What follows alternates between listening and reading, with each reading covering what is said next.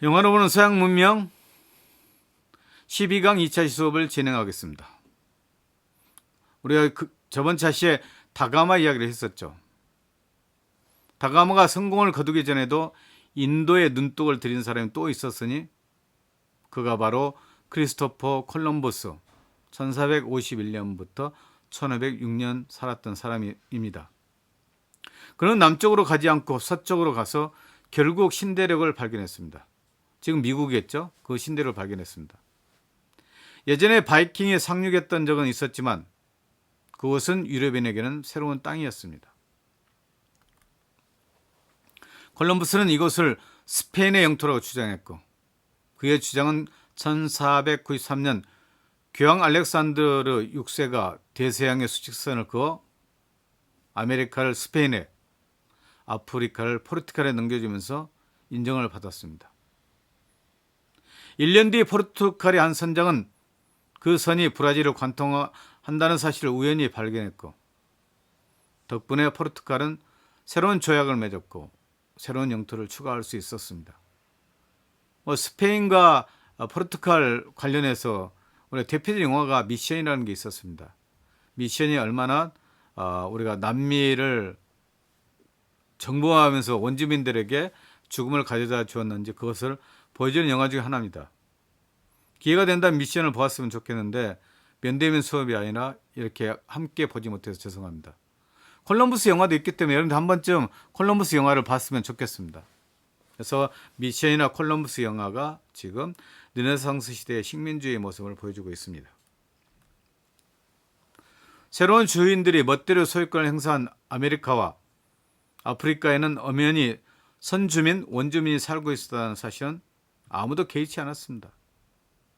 바로 유럽의 식민주의가 시작되었습니다.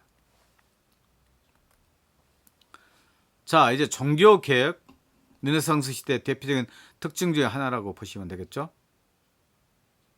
세계와 우주에 대한 개념은 르네상스 기간 동안에 빠르게 변했지만 유럽의 얼굴을 바꿔놓은 것은 종교개혁이었습니다. 종교개혁은 거대한 공룡처럼 군림하던 기구를 갈라놓았을 뿐만 아니라 사회적, 정치적, 경제적, 지적 혁명의 불꽃을 당겼습니다. 로마 교회 권위에 도전하려는 시도는 예전에도 있었지만 마르틴 루터가 포문을 연 종교개혁이 이르서야 대대적인 성공을 거두게 되었습니다. 종교개혁이라는 말은 중세 후반 그리스도교의 세속화와 교구의 말단 사제에서 교황에 이르기까지 교회 조직이 누리던 특혜와 권력 남용에 반대하던 개인과 집단에 의해서 처음 사용됐습니다. 식스투스 4세 제위 1471년부터 84년부터 레오 10세 1483년부터 1546년에 살았던 레오 10세는 공개적인 논의를 통해 1517년 10월 31일 비텐베르크 교회 입구에 성직자의 오류를 조목조목 비판한 95개조 반박문 조항을 붙여놨습니다. 루터가 종교개혁에 불을 놓았다고 보시면 되겠죠. 루터는 면죄부 판매에 격분했고 특히 태첼이라는 수사의 기금 모금 활동에 격렬한 반감을 품고 있었습니다. 교황의 권위에 등을 얻고 활동하던 도미니쿠스 수도의 테펠은 바닥난 교황의 금고를 채우고 로마의 성 베드로 성당 신축 공사 자금을 대기 위해 면죄부를 앞세워 사방에서 기부금을 끌어들였습니다. 루터는 신앙만으로 구원받을 수 있다고 믿었습니다.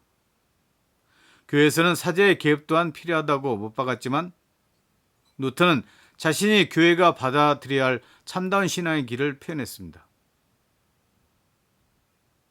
신앙과 성서만으로도 충분하다고 보는 루터가 로마 교회와 갈라서는 것은 시간 문제였습니다. 루터는 왜 면죄부를 우려했을까요? 면죄부는 현세나 연옥에서 지은 죄를 교회가 사해주는 것이었습니다. 가톨릭 교회에서는 고해 성사는 뉘우침, 고백, 사면, 고해자의 만족이라는 단계를 거칩니다. 그래서 지금도 성당에서 고해성사를 봅니다. 고해성사는 칠성사의 하나로서 바로 예수 그리스도가 죄를 사한다는 것, 지금은 예수 그리스도의 대리자인 신부가 우리 인간의 죄를 사해 준다는 것입니다. 그래서 죄를 고백하게 되면 신부가 사제경을 내리면서 우리의 죄가 씻겨진다는 것입니다. 고해자는 자신이 지은 죄를 뉘우치고 사제에게 고백하고 죄의 사함을 받아야 합니다. 죄송합니다. 죄인은 사제가 부과하는 벌을 수행함으로써 하느님의 정의를 만족시킵니다. 죄송합니다. 대처는 금고에 동전 한 입이 들어오자 연옥에서는 영혼 하나가 솟아오른다고 그가 입버릇처럼 되뇌던 말로 사람들을 현혹시켰습니다.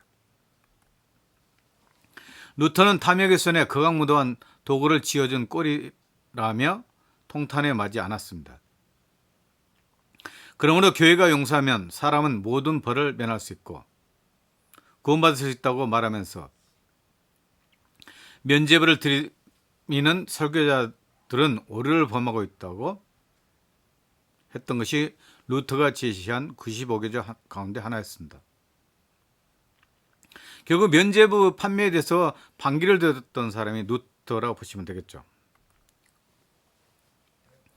1521년 신성 로마 황제 카를 5세는 보름스 제국회의를 소집하여 교황에 의해 이미 파문당한 루터에게 잘못된 주장을 거두어드리라고 강요했습니다. 루터는 이렇게 이야기하고 있죠.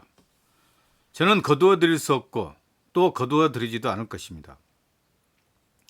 양심에 반하여 행동하는 것은 안전하지도 않을 뿐더러 명예롭지도 못하기 때문입니다. 이것이 루터의 응답이었습니다. 교회가 말하는 보편을 특권을 가진 소수의 견해라고 말한 다음 루터는 전통에 따라 결론을 내렸습니다. 이것이 나의 입장입니다. 나는 다른 입장에 설 수가 없습니다. 하느님 저를 굽어 살피소서. 아멘. 보름스에는 루터를 무법자로 판정했지만 이 판정은 학문적 차원을 넘어서지 못했습니다. 루터를 지지하는 독일 제후의 세력도 만만치 않았던 것입니다. 교회의 부패와 새로운 신앙에 대한 열망도 한몫했지만 루터가 불을 지른 종교 개혁의 열풍이 신성 로마 제국과 스칸다나비아 일대를 휩쓸었던 더 큰 이유는 민족의식의 고양과 교양의 근거로 돈이 몰리는 것에 대한 불만이었습니다.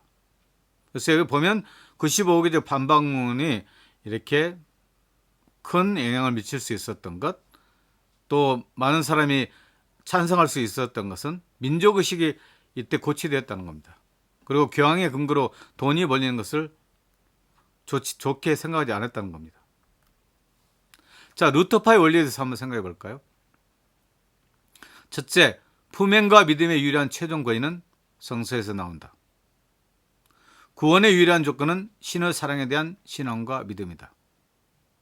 셋째, 신앙 그 자체는 하느님의 선물이지 사람이 성취한 것이 아니다. 넷째, 신자들의 공동체가 진정한 교회이며 그 유일한 지도자는 예수다. 이 교회는 복음서를 설교하고 두 가지 성사, 즉 세례와 성찬을 준수함으로써 성장한다.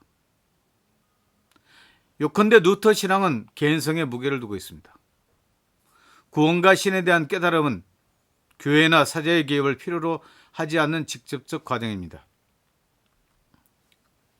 종교개혁에 미쳤던 영향에 대해서 한번 살펴볼까요?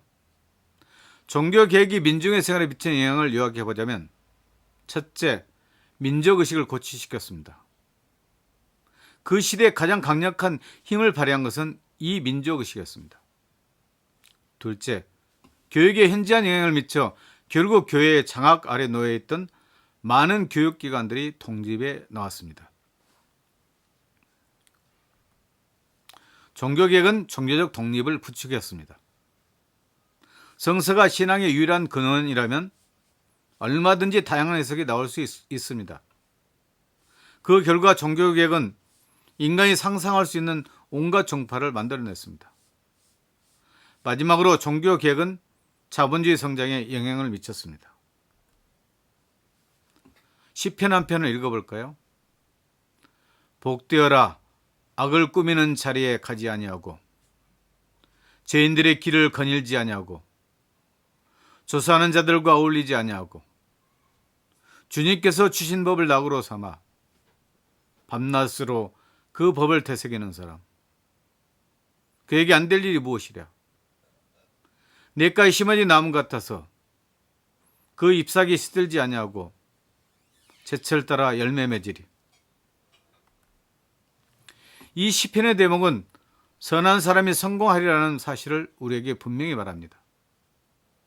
돈을 벌고 쓰는 것이 점점 확실히 성공의 증표가 되어가던 세상에서 사람들은 성공한 사람은 선한 사람이라는 결론을 내렸습니다.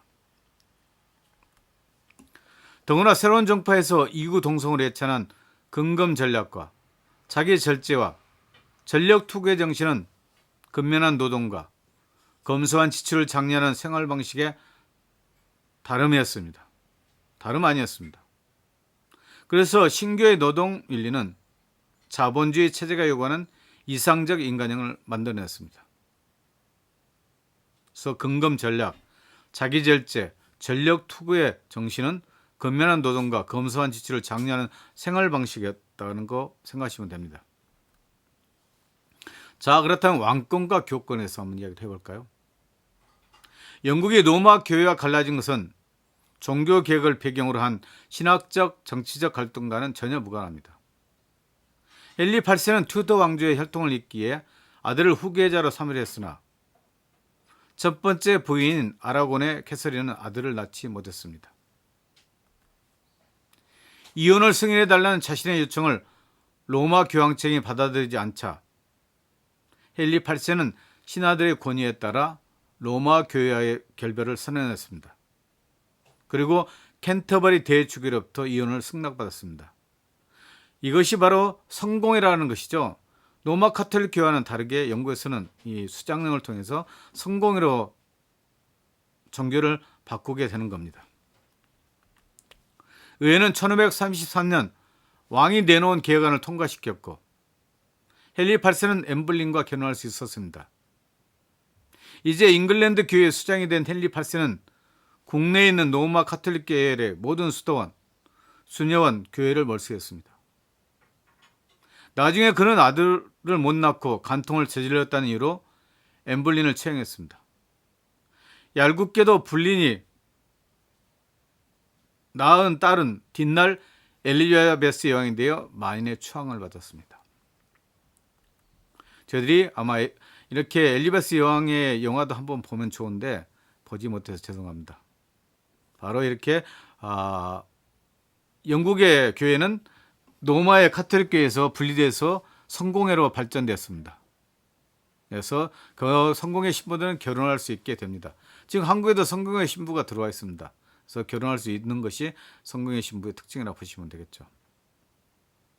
자, 르네상스 시대에서 한번 알아볼까요? 이제 개인과 집단의 관계에서 자본주의입니다. 자본주의 성장의 새로운 현실관을 적응하기 위해 부지런히 자신을 재정리받은 유럽 사회의 과도기의 특징적으로 나타난 개인주의 성향에 또 다른 예에 지나지 않습니다. 중세도 특히 12세기와 13세기에는 괄목할 만한 수준의 상업활동이 벌어졌지만 상업자본주의라고 부를 만한 경제 체제가 꽃을 활짝 피운 것은 르네상스 시대에 들어와서였습니다. 르네상스 시대에 들어와서 자본주의가 꽃폈던 겁니다. 상인들은 항상 수지타산을 맞추기 위해 혈안이 되어 있었지만 르네상스 전까지만 하더라도 경제에는 정치적, 종교적 이해득실에 종속되어 있었습니다. 현실 세계에 대한 지식이 과거로 발전한 것처럼 종교적, 정치적 고려로부터 자유로운 경제체제가 서서히 발전했습니다. 중세의 길드는 인간적 욕구 때문에 생겨난 것이었습니다. 제조와 판매는 미문화된 상태였습니다. 가령 구두공은 주문이 들어와야만 구두를 만들었습니다. 주문이 없으며 가게 문을 닫고 소풍을 갔습니다. 지금 독일에 뿌리를 두었던 푸거 가문의 성공담은 르네상스 자본주의 발전 과정을 실감나게 보여줍니다. 자본주의는 운영 주체와는 별개로 존재하는 회사가 중심입니다. 회사는 사업을 벌리고 계약을 하면 빚을 지고 수익을 분배하며 때로는 소송을 당하기도 합니다. 회사의 목적은 벌 수 있는 한 돈을 제한 없이 벌어들이는 것이었습니다. 자본주의는 돈을 버는 것이야말로 경제활동의 목적이라는 전제에서 출발합니다. 돈을 잃기 위해서 사업을 벌리는 어리석은 사람은 없기 때문입니다. 회사는 원자재 구입부터 시장 판매까지 모든 단계를 계획적으로 운영하고 통제하는 합리적인 조직입니다. 회사는 원료, 자금, 노동을 정확히 기록하는 회계 틀도 가지고 있어야 합니다. 자본주의 목표는 수익 창출입니다. 이것이 감정에 끼어들 여지가 없는 합리적인 목표입니다. 자본주의 체제는 실리적입니다. 수익을 내는 것은 좋은 것이고 수익을 못 내는 것은 제거됩니다. 초기 자본주의의 비합리적 측면은 업계가 자체적으로 정한 것이든 정부가 부과한 것이든 안전 기준이 결여되어 있다는 점입니다. 자본가들은 노동자들을 가장 적은 임금으로 가장 많이 부려먹으려고 했습니다. 자본주의 결과에 대해서 한번 알아볼까요? 자본주의가 번성하면서 개인주의의 가능성도 획기적으로 확대되었습니다. 경제를 거머쥐는 사람들은 무슨 일이든 할 수 있는 능력이 있었습니다. 상상력, 창조력, 기회를 포착할 수 있는 능력만 있으면 개인은 무슨 일이든 할 수 있습니다. 또 하나의 결과는 상품의 구입이 용이해졌다는 것입니다. 길드는 사람들이 원할 때 물건을 만들었지만 자본가는 점점 확대되는 시장을 염두에 두고 필요한 것보다 더 많은 물건을 만들어 팔았습니다. 16세기에는 유럽의 생활 수준이 급격히 올라간 것은 경제체제가 확대되지 않았다면 불가능했을 것입니다. 물질적 차원에서 보면 자본주의는 대성공을 거두었고 자본주의는 도시를 변모시켰습니다. 중세에는 가게로 가면 전기시장에서 물건을 늘어놓고 파는 노점이나 도봇장사들이 타고 다니는 마차가 전부였습니다. 길드 제도 밑에서 공장은 작업실이면서 동시에 장인, 그의 도제들, 가족들의 생활 공간이기도 했습니다. 하지만 자본가들은 대중을 상대로 물건을 팔아야 했고 그러기 위해서는 상품을 저장해둘 공간이 필요했습니다. 소매점이 우후죽순으로 생겨나면서 르네상스의 도시들은 하루가 다르게 변모했습니다. 얼마 전까지 중세의 도시에는 소매점이 하나도 없었다는 걸 생각하면 딴 세상이 된 셈이었습니다. 자, 르네상스 시대에 되면서 왕권이 강화됩니다. 르네상스에 들어와서 가장 두드러진 변화는 왕권의 성장이었습니다. 이런 변화의 조짐은 봉건제의 문제점이 적나라하게 드러난 중세 후반기에 벌써 나타나기 시작했습니다. 공통의 화폐가 없었고 봉건제의 조세 장벽은 무역의 걸림돌이 되었으며 정의는 바닥에 떨어졌고 유능한 민간 출신의 관리를 찾아볼 수 없었습니다. 왕들은 바다를 건너 새로 발견된 땅에서 최대한 어쩌던 자기들의 부를 누리고 새로운 왕권 중심의 사회를 만들었습니다. 르네상스 시대는 지금처럼 봤듯이 중세와는 다르게 왕권 중심의 사회로 발전해 갔습니다. 특히 자본주의 사회가 발전하게 되면서 이제 시장 경제의 체계로 되었고 상품을 파는 상인들의 어떤 세력들이 더욱더 이렇게 세력을 가져갈 수 있게 됐습니다. 그러면 점차 부르주아 사회라는 계급 사회를 만들 수 있게 되긴 하겠죠. 이제는 교회 중심의 사회가 아니라 시민 중심의 사회로 바뀌고 있다는 것입니다. 그래서 르네상스는 항해술이나 식민지 정책을 통해서 새로운 나라를 발견하고 새로운 경제적인 부를 통해서 새로운 어떤 인문정신의 사회를 만들었다고 보시면 되겠습니다. 그래서 르네상스 시대는 다시 한번 자본주의 시대였고, 또한 이렇게 상업하는 사람들이 부를 누릴 수 있는 사회였습니다. 르네상스의 예술이나 다른 것들은 또 계속해서 공부를 할 겁니다. 오늘은 좀 짧게 여기까지 수업을 마치겠습니다. 감사합니다.